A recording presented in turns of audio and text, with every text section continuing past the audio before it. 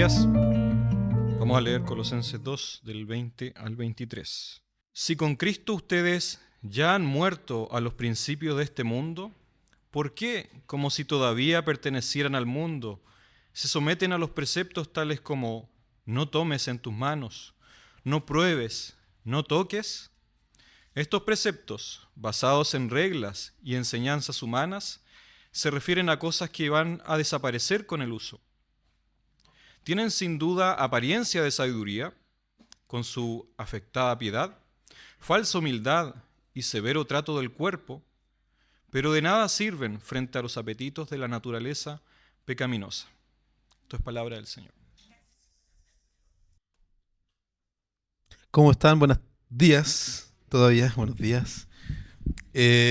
Para mí un agrado también poder compartir la palabra del Señor con ustedes y quisiera invitarte a que tengas tu Biblia abierta ahí en Colosenses 2. Y antes vamos a pedirle al Señor que nos hable, ¿ya? Para que no solo sea una exposición más, sino para que su palabra transforme nuestras vidas. Amén. La fe viene por el oír la palabra del Señor y necesitamos fe. Padre, te damos gracias esta mañana por tu gran amor. Señor, nos entregamos a ti en atención. ¿Cuánto nos cuesta, Señor, poner atención?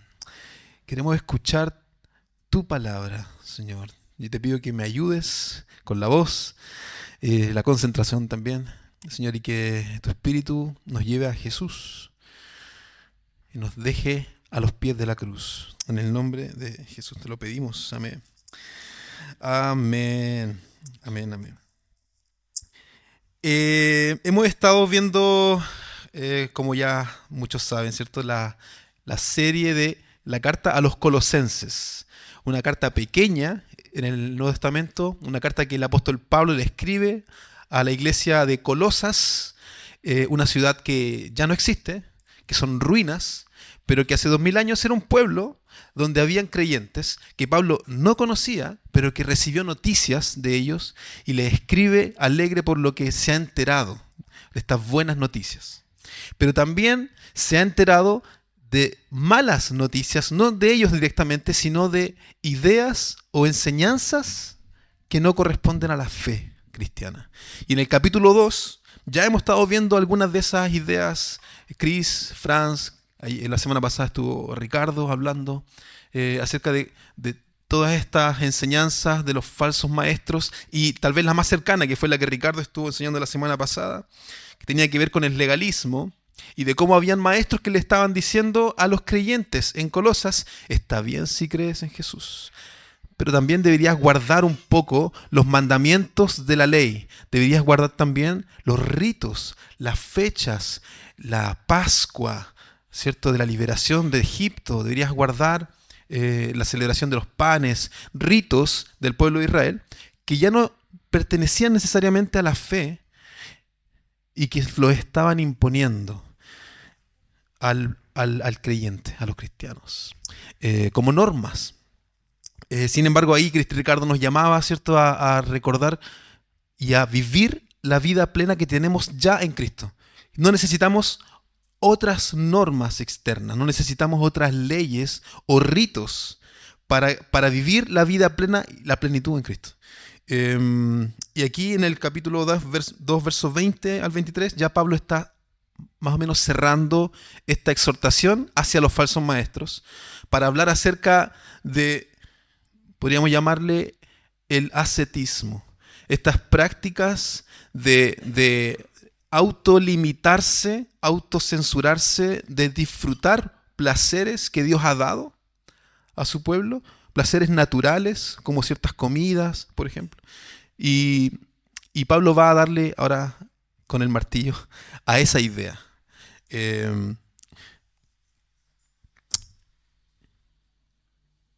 Hay una persona que en el siglo V, más o menos, se llamaba Simón el Estilita. No es que era peluquero, estilita, no estilista. Y Simón el Estilita vivió los últimos 36, 37 años de su vida en una torre de 15 metros sobre una torre de 15 metros, para separarse, distanciarse del mundo, de los males del mundo, de las personas malas. Y mucha gente lo consideraba como algo bastante piadoso, humilde, digno de imitar, ¿cierto? Alejarse de todos los males, aislarse, y la gente venía a pedir consejo. ¿Para qué hacía esto Simeón se llamaba? Para no contaminarse. Pero esto es algo que Pablo 5 siglos antes, en estos versos que vamos a estar leyendo ahora, ya estaba confrontando. Para decir que eso que está haciendo Simeón el estilita no funciona. No funciona. Y la pregunta que vamos a responder es esa. ¿Por qué el ascetismo no funciona? ¿Por qué el ascetismo no funciona? Nuevamente, para explicar, el ascetismo es esta filosofía de autorrestringirme de los placeres naturales, de autocensurarme o de apartarme incluso, de irme a una montaña, a un cerro, a una cueva, para poder encontrar la santidad o la pureza y no contaminarme del mundo. Más o menos esa es la práctica del ascetismo. Y la pregunta es esa, ¿por qué esto no funciona? Y el tono con el que Pablo, que yo le pido al Señor que me ayude esta mañana, porque el tono igual es más o menos serio, es como de un poco exhortar a los colosenses a no someterse a estas ideas. Y el primer punto para poder responder esta pregunta de por qué no funciona el ascetismo, es porque el ascetismo es una ilusión. Si tú ves en el verso 20, junto conmigo, Pablo comienza diciendo, si con Cristo ustedes ya han muerto a los principios de este mundo, ¿por qué como si todavía pertenecieran al mundo se someten a preceptos tales como no tomes en tus manos, no pruebes, no toques? Estos preceptos basados en reglas y enseñanzas humanas se refieren a cosas que van a desaparecer con el uso, que tienen apariencia de sabiduría, con su afectada piedad, falsa humildad y severo trato del cuerpo. Parecen ser cosas muy piadosas. Parecen ser cosas externamente muy cristianas. Y Pablo dice, ¿por qué se siguen sometiendo a estas prácticas? Y la respuesta de por qué no funciona es porque es una ilusión, porque es una apariencia, porque es una forma de protegerse aparentemente, pero internamente no tener ningún cambio. Y estas prácticas de no tomar, que vemos en el verso 20, en el verso 21, de no tomar en tus manos, no probar, no tocar con cosas, se parecen mucho a lo que los fariseos le reclamaban a los discípulos de Jesús en Lucas 11, cuando les decían, tus discípulos comen con las manos sucias. ¿Por qué no se lavan las manos? ¿Aquí alguien no se lava las manos cuando come? Probablemente todos seguimos la práctica de los ancianos de lavarnos las manos. Pero el contexto acá no tenía que ver con la limpieza y la higiene, sino con esta práctica rigurosa de encontrar piedad y santidad en algo externo, en lavarse las manos. Pero por dentro Jesús les dice, ustedes son hipócritas, porque por fuera limpian todo el vaso, pero por dentro está lleno de pudredumbre, ¿cierto? Por tanto, estas prácticas humanas no tienen un gran efecto, de la base son ideas humanas, no son cosas que Jesús pidió o que Jesús ordenó. Y eso es la ilusión muchas veces del ascetismo, crear cosas para que parezcan más piadosas. Ahora, tú y yo no vemos gente, y tal vez ninguno de nosotros se va a ir a vivir a una torre, ¿cierto? O a un techo para apartarse del mundo, ¿cierto? Todos tenemos que seguir relacionándonos, viviendo nuestra vida día a día. Entonces no vemos ese tipo de prácticas, al menos en nuestro contexto. Sí las vemos tal vez si viajamos al Oriente, viajamos a India, viajamos a China, vamos a ver monjes budistas orando 20 horas al día sobre una montaña allá. lejos, ¿cierto? Muy apartado de la sociedad. Y eso aparentemente suena espiritual. ¿Te has dado cuenta?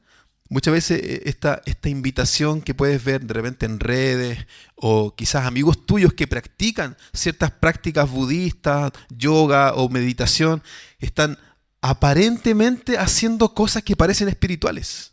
Aparentemente son cosas que se ven atractivas. ¿Por qué es tan atractivo? Porque es fácil. Es fácil. Mira, tengo muchas cosas en mi corazón que no he cambiado, pero por último, si medito un rato o si me voy al monte y vuelvo y tengo mi momento, siento que ya cumplí con mi cuota de pureza. Es súper fácil. En nuestro contexto quizás no vemos mucho de eso, a ese nivel, pero sí vemos otro tipo de normas o limitantes que tal vez inconscientemente están incluso en medio nuestro. Simón el estilita se apartaba y se vivía en una torre y creaba esta separación entre yo estoy bien, yo soy santo y ellos están pecando o ellos son diferentes, ¿cierto? A veces creamos eso mismo nosotros con diferencias muchas veces podríamos dar un ejemplo quizá estético, ¿cierto? De normas de vestimenta.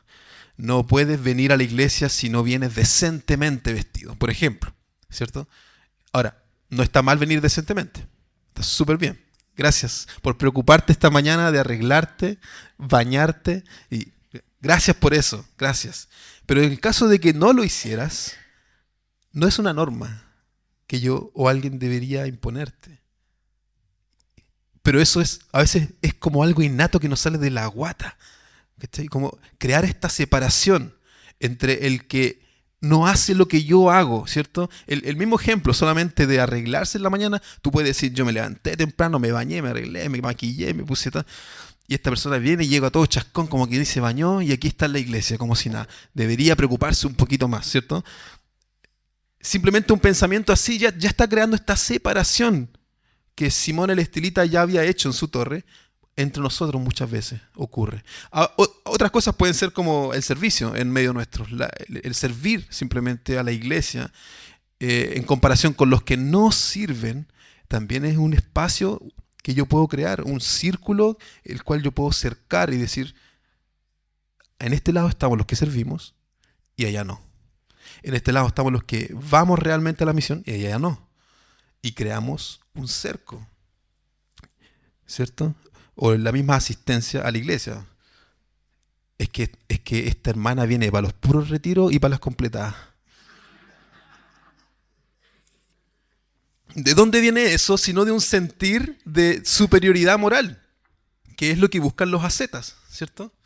O esa hermana que viene solamente para la reunión de asamblea general anual, a dar su voto, y no vienen todo el año, ¿cierto? Y ponemos ahí el punto, ella no viene, yo sí. Él no sabe, yo sí. Él no se baña, yo sí. Todo el rato hacemos eso. Y eso es una apariencia. Jesús nunca ordenó ese tipo de cosas. Y por eso es peligroso. Y por eso es una ilusión. Porque no ataca el problema real. El problema real al cual Pablo se va a referir ahora. Mira conmigo el verso 23. Estas cosas tienen apariencia de sabiduría, con su afectada piedad, falsa humildad y severo trato del cuerpo, pero de nada sirven frente a los apetitos de la naturaleza pecaminosa. Ahí está, ese es el punto al cual Pablo quería llegar. De nada sirven frente a tu pecado. De nada sirven frente a tu lucha con lo que realmente es el problema. Como decía un amigo, el corazón del problema es el problema del corazón. Donde está el pecado, donde se construye el ídolo, donde me construyo y me identifico según lo que me esfuerzo y hago, ahí muchas veces está el problema, que estas cosas externas no solucionan, no sirven. Se ven bien, dice Pablo, parecen sabiduría, pero no tienen efecto frente a los apetitos de la naturaleza pecaminosa. Esa palabra, apetitos. ¿cierto? Es como que la naturaleza pecaminosa fuese un animal que necesita devorar. Imagínate como si tuvieras que encerrar un animal salvaje en una jaula un par de años, solamente dándole galletitas, ¿cierto? Galletitas de arroz, agüita y un poquito de pasto. Entonces tú piensas que al par de años ese animal ya está domesticado. Lo vas a liberar y te va a devorar. Tal vez no a ti, pero sí quizás un filete, un pedazo de carne, porque su naturaleza no cambió. Solo pusiste cosas externas, intentaste forzarlo a que fuera diferente, pero no cambió. No logra cambiar. Es como este efecto de repente cuando vemos nuestra vida y decimos, vemos la ciudad y queremos generar un cambio importante en nuestra vida y nos vamos de la ciudad. Y nos vamos al campo, al lugar donde se vive la paz, al lugar donde se vive realmente en tranquilidad. Llegamos al campo y nos damos cuenta que no. Nos llevamos con nosotros nuestro pecado. Y allá peleamos, vemos nuestro pecado ahí salir, discutimos, está la ira, sigue la ira, la discusión. Y no hubo un cambio realmente en nosotros, solamente cambiamos de escenario. Un amigo me contaba la otra vez cuando fue a Europa y decía, ¿para qué fui a Europa si igual pelea con mi señora? Para eso no gasto tanta plata, para eso peleamos acá, po. Porque se lleva a quien es él en su interior, se lo lleva a otro lado, pero sigue siendo él, porque el problema no está afuera, el problema está adentro. Entonces, muchas veces suprimimos cosas externas, pero internamente seguimos con el problema ahí, ¿cierto? A veces, por ejemplo, se pone una regla, no una regla, pero una restricción de deja el alcohol, ok. Nunca más tomé alcohol. Y hay personas que se enorgullecen de decir, yo nunca más tomé alcohol en mi vida, ni un problema, pero se volvió un adicto al trabajo. O un adicto a los videojuegos. Y no lo podéis sacar del Call of Duty. No lo podéis sacar del FIFA. No lo podéis despegar de hábitos que al fin y al cabo lo encierran. Ok, ya no toma alcohol, pero saca otras cosas, ¿cierto? A veces se prohíbe el baile.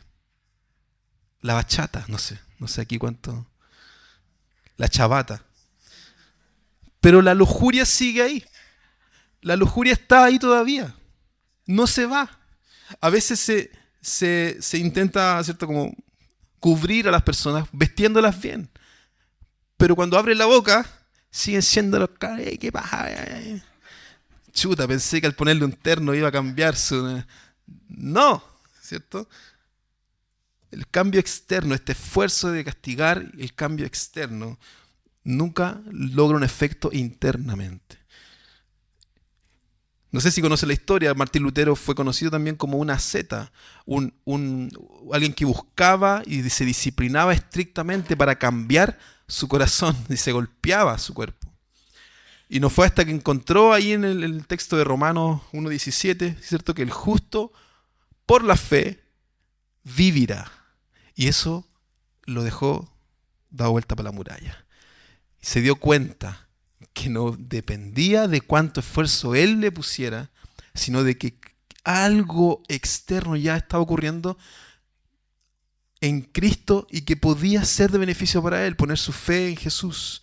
El justo por la fe vivirá. Hay un autor que se llama Thomas Wilcox, que yo te recomiendo que lo busques si tienes tu tiempo en la semana ahí.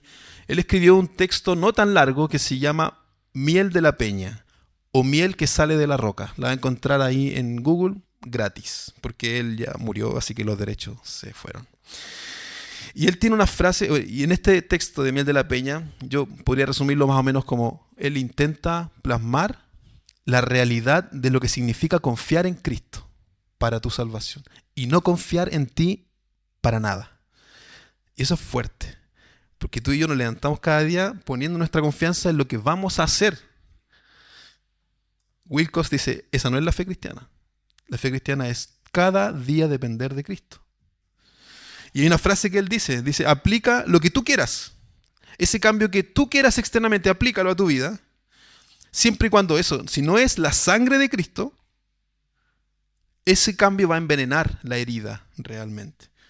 Y vas a comprobar que el pecado nunca ha sido mortificado realmente en ti si es que no has visto a Cristo sangrando por ti en aquella cruz. Nunca vas a cambiar a menos que veas a Cristo sangrando por ti en esa cruz, cumpliendo por ti en esa cruz. Ninguna otra cosa puede acabar con el pecado en ti, sino solo contemplar la justicia de Cristo. Entonces la disciplina espiritual es buena. No quiero decir que es mala, no quiero decir ya aquí váyanse y hagan lo que quieran, no. Es bueno disciplinarse, es bueno cuidarse, es bueno. Todas estas cosas que buscamos muchas veces externas son buenas, pero no debemos confundirlas con la medicina real que necesita el corazón, con la medicina real para la transformación. Eso no lo podemos hacer nosotros. Y esto es fuerte porque todas las religiones en el mundo apuntan a que tú tengas un cambio. Y cuando tú dices, ¿cómo voy a cambiar? Cambiando. ¿Cómo cambio? Cambiando hábitos. ¿Cómo soy una mejor persona? Siendo una mejor persona. ¿Cómo me porto mejor? Portándome mejor. Y es un círculo vicioso. Cuando la realidad la vemos en el verso 20. Verso 20. Aquí nos estamos devolviendo. Si con Cristo ustedes ya han muerto a los principios de este mundo, ¿por qué, como si todavía pertenecieran al mundo, se someten a preceptos tales como? ¿Hay alguna solución entonces cuando hablamos de un cambio genuino y real? Sí. El mundo, las religiones del mundo, incluso tú mismo, te dicen y te repites a ti mismo que cambies cuando lo que Cristo te está diciendo es que mueras. Y si tú has creído en Él, Cristo te está recordando, tú ya moriste. La muerte es un... Hannah me decía, morir igual es un cambio. Sí, igual es morir. Es un cambio, es un cambio muy radical. Es un cambio absoluto. Después de morir no puedes ser la misma persona. Y ese es el gran cambio que la fe en Cristo hace en el creyente. Morir con Cristo. Si ya han muerto, es lo que dice en el verso 20, es algo que ya ocurrió, que es consumado, que ya fue efectuado, no es una suposición. Cristo efectivamente murió. No voy a decir el loco murió, pero ya lo dije. Me acordé de esa frase. Pero Cristo sí murió, efectivamente murió. Es un acontecimiento histórico. Murió. ¿Qué significa eso para mí? Que yo también morí. Si tengo mi fe en Él, entonces yo también morí. Es natural que cuando vemos a Cristo en la Semana Santa, la muerte de Cristo, vemos a alguien externo a mí haciendo algo externo a mí. Pero la fe en Cristo todo el rato me dice, yo estoy ahí, yo estoy colgado con Él y estoy muriendo. Y cuando vea la pasión de Cristo, a ese Cristo sufriente que hizo Mel Gibson, debo recordarme, gracias Mel Gibson, porque yo también estoy ahí, por la fe. Entonces, este cambio radical que está diciendo Pablo es totalmente lejano a las prácticas ascéticas, a las prácticas disciplinarias para cambiar. Es como cambiarse a otro país y hablar otro idioma, vivir en otra ciudad, vivir en otras leyes. Es otro sistema, es otra vida. Es algo que tú y yo necesitamos que Cristo logre en nosotros.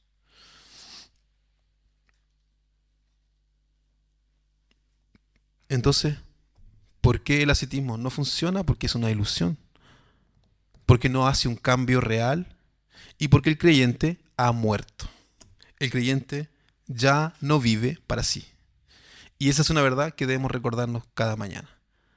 Cuando te despiertes, recuerda que has resucitado. No solo has despertado, has resucitado con Cristo. Lo que significa que tu yo y todas tus preguntas hacia ti que te hacías en la noche, ese es el momento cuando estáis solo y pensáis, ¿por qué hice eso? ¿Por qué fui así con tal persona? ¿Por qué viví de esta forma? Toda la culpa que te echáis muchas veces en tu vida, esas noches que pensáis mucho, recuerda que eso ya pasó y eso murió. Esa persona ya murió. Y entonces el cambio en Cristo es muy significativo, es muy fuerte, porque no es una idea ilusoria de decir como ya, piensa positivo, anímate, háblale al espejo, dile, tú eres un ganador. No es eso. Y yo sé que algunos de ustedes han hecho eso. Le han mirado al espejo y han dicho, tú no eres un perdedor, sí. Sí, pero Cristo hizo algo mucho más grande. Me acordé de mi hermano, el Toby, que a veces me decía como, ¿estáis contentos? Ya, ahora estáis, 1, 2, 3, estáis feliz. Ya. ¿Estáis tristes? Ya, 1, 2, 3, sé feliz. Gracias, Toby. Sigo igual. El cambio en Cristo es un cambio de 180 grados, totalmente distinto. Termino con unas frases de Thomas Wilcox, la persona que le estaba citando hace un momento, de lo que significa confiar en la muerte de Cristo, de lo que significa confiar en que yo también he muerto en Él. Él dice, cuando crees en Cristo, debes venir a Él y dejar tu propia justicia atrás. No traer ninguna otra cosa más que tu pecado. Deja atrás toda tu piedad, tu santificación, tus obras, tus humillaciones, todo déjalo atrás. No trae nada a Cristo más que tú mismo y tu pecado ante Él, a sus pies. Si no haces eso, no estás llegando a Cristo, estás yendo a otro lugar. Llama anticristo a todo lo demás, dice. Cuando vienes a Cristo, cualquier cosa aparte de Cristo que traes a Él, para que sea aceptada por Él, llámala anticristo. Voy a repetir esa frase. Cuando vengas a Cristo, cualquier cosa aparte de Cristo que traes a Él para ser aceptado por Él, llámala anticristo. Quítala del medio. Haz que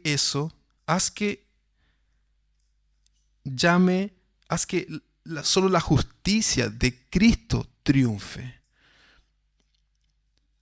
Y esto nos va a costar mucho. Porque siempre vemos qué es lo que hemos hecho por Él. Cuando lo que Él te está llamando es a venir a lo que Él ya hizo por ti, no a lo que tú haces por Él. Termino con esta última frase. Cuanto más fijas tus ojos en Cristo, el sol de justicia, más fuerte y más clara será tu mirada de fe. Mira solo a Cristo. Ámalo solo a Él. Vive solo para Él. Por eso es fuerte confiar en Cristo para tu salvación. Es olvidarte de ti. Pero es que, compadre, yo no puedo olvidarme de todo lo que he hecho en mi vida y todo el esfuerzo que le he puesto en mi vida, todo el empeño, súper bien. No estoy diciendo que eso sea malo. No estoy diciendo que esforzarse y ponerle empeño y esforzarte en la vida sea malo. Eso, no estoy diciendo que sea malo en sí. Estoy diciendo que cuando lo traes a Cristo, ahí hay un problema. Ahí hay un error. A Cristo solo debemos venir con nuestro pecado delante de Él. Porque todo lo que es justo proviene de Él, no proviene de mí. No puedo venir a intentar decirle, pero mira Jesús lo que hice. Si su obra es suficiente, si su obra es completa. Entonces, la pregunta no es qué debo hacer ahora, ¿cierto? ¿Qué cambio voy a efectuar en mi vida? La pregunta es, ¿realmente creo esto? ¿Realmente creo que yo morí con Él o no? Y si esta mañana tú ves tu vida y dices, tal vez no sé, ahora que me estoy escuchando esto, no sé si realmente morí con Cristo. Porque aún veo mi vida y quiero y amo lo que me gusta hacer y amo las cosas que tengo y no quiero dejarlas. Quiero preguntarte, ¿realmente crees en Cristo? Porque creer en Cristo es creer que has muerto para ti. Y nunca más ver algo en ti que no sea Cristo. Por eso Pablo decía, ya no vivo yo. Pablo murió. Ahora Cristo vive en mí. Y todo lo que yo era antes, esas cosas increíbles que pensaba que tenía, son estiércol, comparados con la gloria de conocer a Cristo y ser hallado en Él. ¿Qué tal si oramos? Señor, gracias por tu palabra y por esta fe que nos confronta. Señor, y que nos desafía a morir, realmente a morir, a nuestra búsqueda de aprobación, esta búsqueda de justicia, este deseo de que tú nos mires y digas, ay, ahora sí te portaste bien. Señor, perdónanos. No queremos que en aquel día, no queremos estar delante de ti en aquel día y decirte, mira todo lo que hice por ti, Jesús. Mira todo lo que hice por ti. Y tú nos digas, yo no te conozco. No queremos, Señor. Queremos solo a Cristo y nada más. Queremos que nuestras obras sean una gratitud, que nuestro comportamiento sea un fruto de amor por ti, que nuestro servicio sea realmente porque te amamos, porque amamos tu iglesia, porque queremos ver tu reino en medio nuestro. Padre, yo oro también por mis hermanos, por todos aquellos que están luchando con esto, por todos aquellos que dudan incluso, si han muerto o no, si han confiado o no realmente, y que esta mañana tú provoques un cambio, Señor, que tú hables a sus vidas, que nos traigas a todos, Señor, a los pies de la cruz y depositar en Él todo el peso de nuestra vida, de nuestro pecado, para ser hallados en Él. Te lo pedimos, Espíritu Santo, obra en nosotros, en el nombre de Jesús. Amén.